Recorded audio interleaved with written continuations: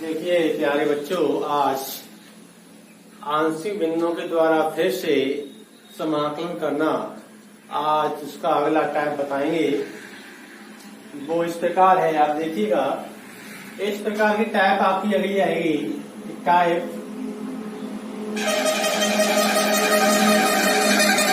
इसमें आपका क्वेश्चन दिया होगा x+1 और एक दिया है x²+1, यानी ये हमारा जिसमें कोई घात नहीं होता है उसे हम सादा ब्रैकेट कहते हैं, और जिसमें पावर होता है 2 या 3 तो उसको हम कहते हैं। अब इसके देखा जाए तो 1+x² है, इसके फैक्टर संभव नहीं है। फैक्टर होते संभव तो आराम से इसके फैक्टर हो जाते, लेकिन जिस ब्रैकेट के फैक्टर नहीं संभव होते हैं या तो उसमें क्या होता है। देखिए ये आपका सादा ब्रैकेट है, a बटे पहला ब्रैकेट धन जो हमें ब्रैकेट फैक्टर नहीं होते जिस ब्रैकेट के, उसके ऊपर हम क्या करते हैं, ए हमारा पूरा हो चुका है ना, तो यहाँ आपका आएगा bx+c आएगा, bx+c आपका आएगा। यानी जिसके फैक्टर नहीं होते हैं उस ब्रैकेट के ऊपर क्या लिखते हैं, bx+c लिखा जाता है। या ये हमारा होता पहले होता, ये हमारा पहले होता, कोई दिक्कत वाली बात नहीं है। तो ये वाला हमारा पहले है तो लिख दें ax+b बटे x²+1। अब क्या बचा आपका c, और c बटे ये आपका सादा कोष्टक है, तो ये आपका सादा ब्रैकेट आ जाएगा। तो ये आपकी टाइप अगली है कि ध्यान देने की बात है कि एक सादा ब्रैकेट है और दूसरे ब्रैकेट के फैक्टर संभव नहीं है, वहां आपको ऐसा करना पड़ेगा। ये आपका आ जाता है 1 बटे x+1 1+x+x²। तो ये आपका सादा ब्रैकेट है, इसके भी फैक्टर संभव नहीं हो सकते, इसको हम कहेंगे a बटे सादा ब्रैकेट धन ये आपका पूरा हो चुका है, तो bx+c बटे 1+x+x²। ठीक है, ऐसे पूरा जाएगा। तो इसी की कड़ी में आपका क्वेश्चन नंबर है 27 है, एक तो आप लोग सीख लीजिएगा। तो क्वेश्चन नंबर 27 इसी टाइप का आपका है। वो आपका दिया है कि इंटीग्रल 27 आपका इसी प्रकार का है। Integral 1/1+x+x² dx। इसको हम थोड़ा हल किया जाए तो 1/, इनको एक में बंद किया जाए 1+x धन x² dx। तो 1/1+x, यहां से हमारा कॉमन आ गया x², तो 1+x dx। कोष्टक कॉमन आपका आ गया, तो 1/1+x और बचेगा 1+x²। अब ये आपका सादा ब्रैकेट कहलाएगा, इसके फैक्टर नहीं हो सकते, तो इसके ऊपर क्या आएगा, bx+c आएगा। ठीक है, तो ध्यान रखें कि जिसके फैक्टर संभव नहीं होते हैं उसके ऊपर ये आता है। अब इसको हम क्या करेंगे, आंशिक भिन्न से तोड़ेंगे। तो 1 बटे 1+x और 1+x² बराबर a बटे 1+x धन bx+c बटे 1+x²। ठीक है, अब आप जानते हैं कि आपको लासा लेना पड़ेगा। लासा लेंगे तो a इसके पास 1+x² आएगा और bx+c के पास 1+x आपका आएगा। ये हमारे पास टाइम कम है, इधर हल करेंगे। तो आपका लासा आ गया कि 1+x और 1+ का x² आपका आ गया। बराबर ये आपका ए एक्स स्क्वायर प्लस 1 डन बी एक्स प्लस सी, यहाँ आ जाएगा आपका ये प्लस 1 आ जाएगा बटे 1 प्लस एक्स और 1 प्लस एक्स का होल स्क्वायर। ये आपका कट गया, ठीक है। ये आपका इधर आ गया, ये इधर आपका आ गया। अंदर गुणा किया जाए तो 1 बराबर ए एक्स स्क्वायर प्लस ए, इसको करेंगे बी एक्स का, तो बी एक्स स्क्वायर प्लस का बी एक्स, सी से करेंगे सी एक्स प्लस सी।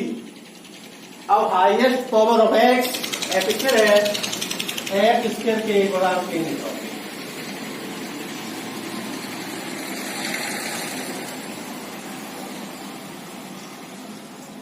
याद रखिए यहाँ पर आपकी वो पोजीशन फेल हो जाती है कि एक्स बराबर -1 रख रहे, ये आपका नहीं हो पाएगा। जहाँ बी एक्स प्लस सी है वहां अंदर गुणा करना पड़ेगा और गुणांक आपको लेने ही पड़ेंगे।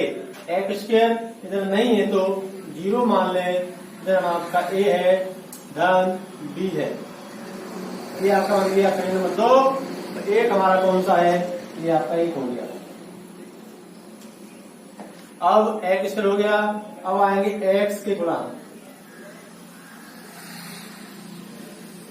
इधर भी नहीं है, 0 बराबर डी प्लस सी आ गया, डी प्लस सी तीसरा बन गया। अब आपका आएगा अचर पद। अचर पद में क्या है, इधर 1 है हमारा, ए है प्लस सी है,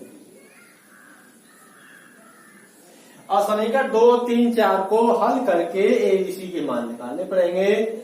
तो ए और बी में ये समीकरण है, बी और सी में, ए और सी में, तो समीकरण 3 और 4 को घटा दिया जाए तो हमारा सी घट जाएगा, ए और बी में आ जाएगा, ये दिया गया है, हल कर लेंगे। तो समीकरण 3 और 4 से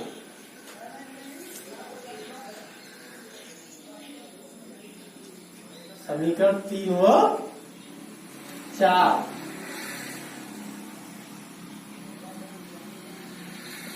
3 क्या है, बी प्लस सी बराबर 0, 4 क्या है, ए प्लस सी बराबर 1, घटाने पर माइनस माइनस कट गया, तो बी माइनस का ए बराबर -1, ये बन गया 5 बन गया, बन गया। और समीकरण 5 और 2 को जोड़ दें तो आपका मान आ जाएगा। 2 दिया है, ए प्लस बी बराबर 0, ये कहां से आई, 2 से, ए कट गया तो 2b बराबर -1 और b बराबर -1 बचे b का मान आपका आ गया। अगर b का मान 2 में रख दें तो a का निकल आएगा। तो समीकरण नंबर 2 से, समीकरण 2 से b का मान पुट किया जाए तो आपका a का मान 1 बचे 2 आ जाएगा। a का मान यहाँ पुट कर दे 4 में तो c का मान आ जाएगा ना। तो आप लोग इतना देख लें कि ये सब मान आपको, तो ये आपको सब वैल्यू निकालनी पड़ेंगी। यदि हम समीकरण नंबर 4 ले लें तो हमको मान निकालना पड़ेगा।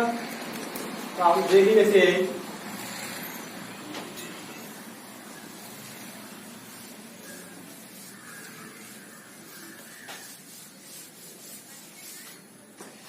तो समीकरण 4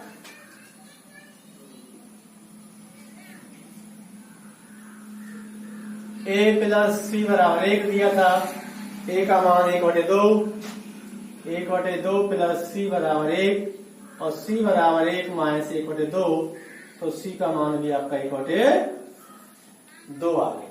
ठीक है, अब इसमें क्या हमारा ए और बी और सी के मान हमारे निकल के आ चुके हैं। तो हम इसमें क्या करेंगे उसको आप लोग देखिए प्यार से।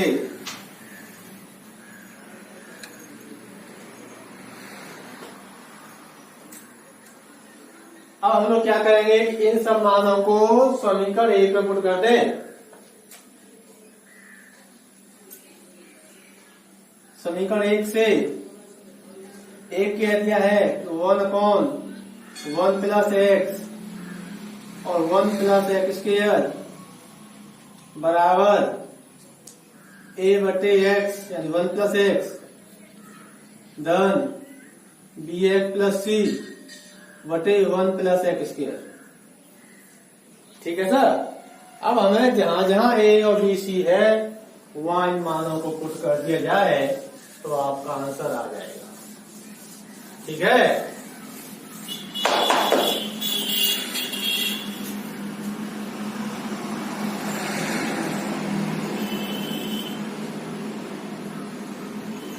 देखिएगा और इंटीग्रल लगाना पड़ेगा। इंटीग्रल लगा दीजिए।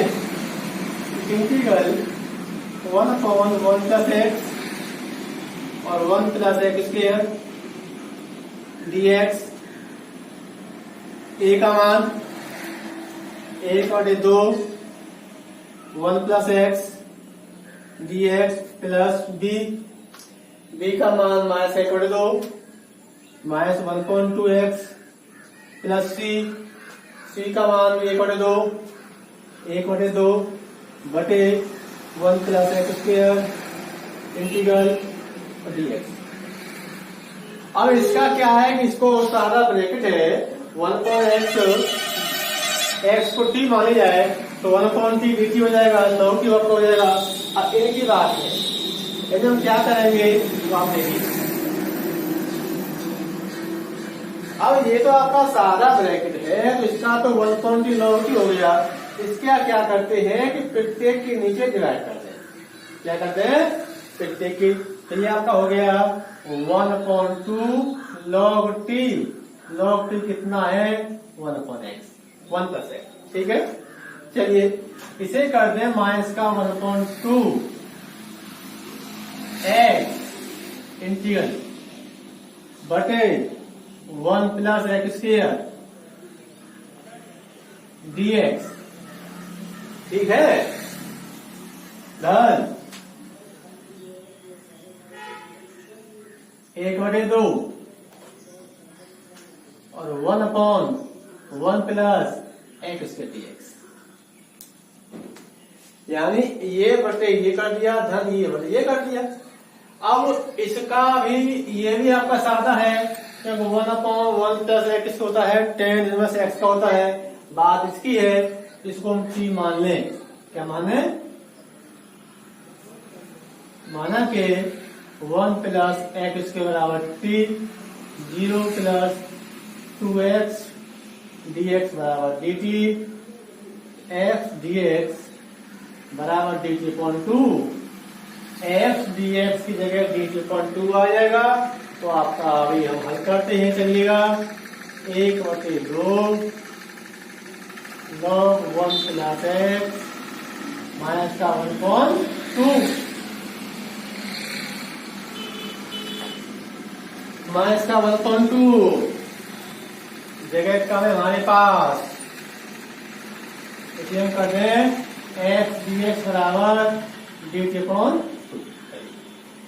तो आइए f dx कितना है dt/2 तो 1/2 बाहर आ गया। ये क्या है 1/t dt हो जाएगा धन 1/2। ये होता है tan का होता है तो tan इनवर्स x तो 1/2 log 1 plus x minus 1/4 log t का मान है 1 plus x square plus 1/2 tan inverse x plus c और यही आपका आंसर हो जाएगा। तो ध्यान देने की ये बात हुई आपकी कि आप बच्चे हमारे ध्यान दें कि हमें यहाँ से ए और बी के सी के मान रखने के पश्चात हमारा समाकल ऐसा होना चाहिए उसका आंसर हमें आना चाहिए। कैसे करेंगे? ये बटे ये कर दिया धन ये बटे ये कर दिया। अब ये आपका होता है tan का, इसको t मान लिया, ये भी सिंपल था t मान के आप सही आ गए। तो ज्यादा दिक्कत वाली बात नहीं है। केवल आज से मैं देख लें कि जिस क्वेश्चन में जिस ब्रैकेट के फैक्टर नहीं होते हैं उसके ऊपर bx प्लस सी या ax प्लस b आएगा तो c आपका खाली रहेगा। ठीक है ना? ये सवाल आप लोग करें और देखें तो आज के लिए आप इतना ही, और कल आपका कराएंगे अगली प्रश्नावली, तो उसके लिए आप तैयार रहें। आज इतना ही, धन्यवाद।